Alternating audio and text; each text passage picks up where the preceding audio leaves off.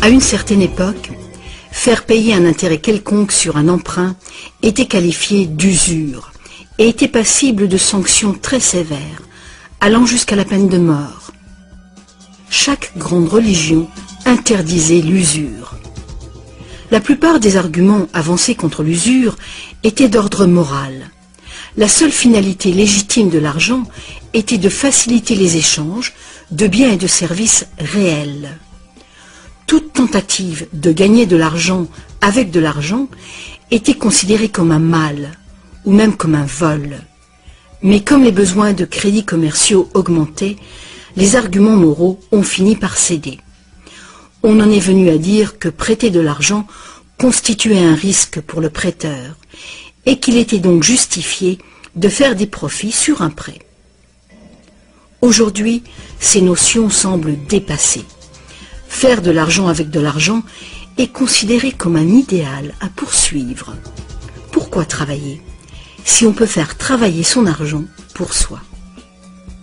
Ceci dit, quand on parle d'avenir durable, il est clair que faire payer des intérêts constitue un problème d'ordre moral et d'ordre pratique. Imaginons une société capable de durer des siècles parce qu'au lieu de piller ses ressources, elle consomme uniquement ce qu'il lui faut dans l'immédiat. On ne coupe pas plus d'arbres qu'il n'en pousse. Toute l'énergie est renouvelable, solaire, gravitationnelle ou géothermique, magnétique ou autre. Cette société vit dans les limites de ses ressources non renouvelables en réutilisant et en recyclant tout. Et la population n'augmente pas en nombre.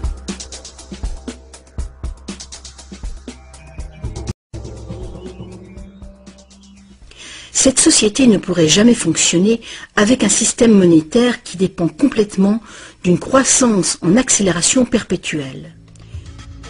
Une économie stable aurait besoin d'une quantité d'argent qui puisse rester stable. Imaginons que cette quantité totale d'argent stable est représentée par ce grand cercle.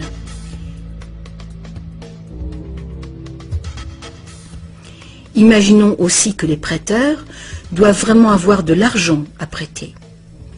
Si des prêteurs, à l'intérieur de ce cercle, commencent à prêter de l'argent avec intérêt, leur part d'argent va s'agrandir. S'ils continuent de prêter, toujours avec intérêt, l'argent remboursé, quel sera le résultat? Que l'argent vienne de l'or, d'un décret gouvernemental ou d'une dette, les prêteurs vont s'accaparer la totalité de l'argent. Et après toutes les saisies, toutes les faillites, ils seront propriétaires de tous les biens immobiliers. Pour régler ce problème, il faudrait que les gains résultant des prêts avec intérêt soient distribués également parmi la population. Une taxation lourde des bénéfices bancaires pourrait être une solution. Mais alors, quel intérêt les banques auraient-elles d'être en affaires? Si nous pouvions un jour nous libérer de cette situation, nous pourrions imaginer les banques comme des services sans but lucratif, qui travailleraient au service de la société.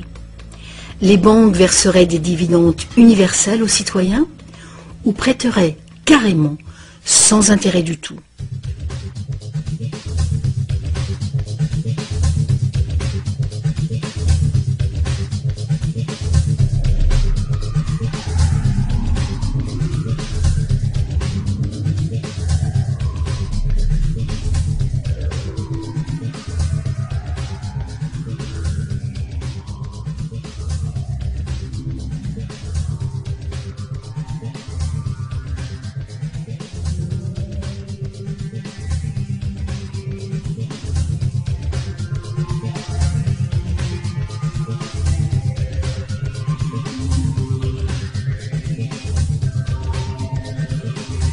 Si tous ces problèmes viennent de la nature fondamentale du système, inutile d'essayer de bricoler le système.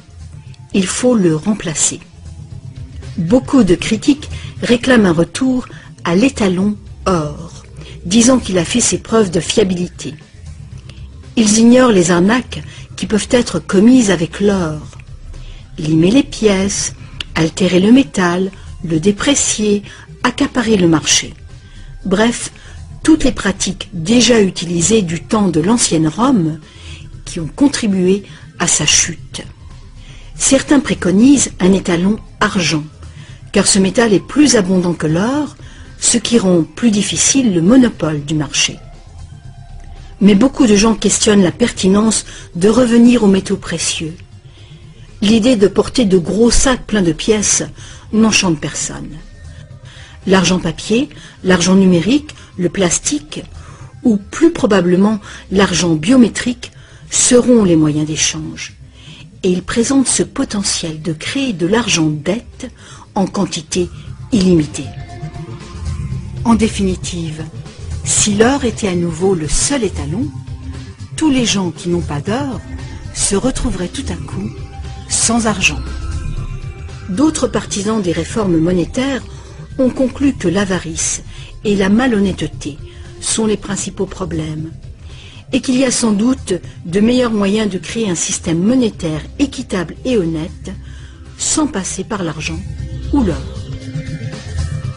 Des esprits inventifs ont proposé une variété d'options.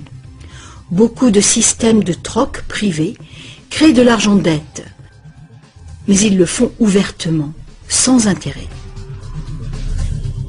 Un exemple est le système de troc où la dette est exprimée en promesse d'heures de travail. Tout travail est évalué de manière égale, en dollars, qui ont une équivalence en biens réels. Les frais du système sont couverts par des honoraires et non pas par des intérêts. Ce genre de système monétaire peut être mis en place par toute personne capable de concevoir un moyen de comptabiliser et de trouver des participants dignes de confiance. Mettre en place un système de troc local est une bonne mesure de planification d'urgence pour une communauté, même si ce système n'est guère utilisé actuellement. La réforme monétaire, comme la réforme électorale, est un vaste sujet qui exige une volonté de penser autrement et de changer.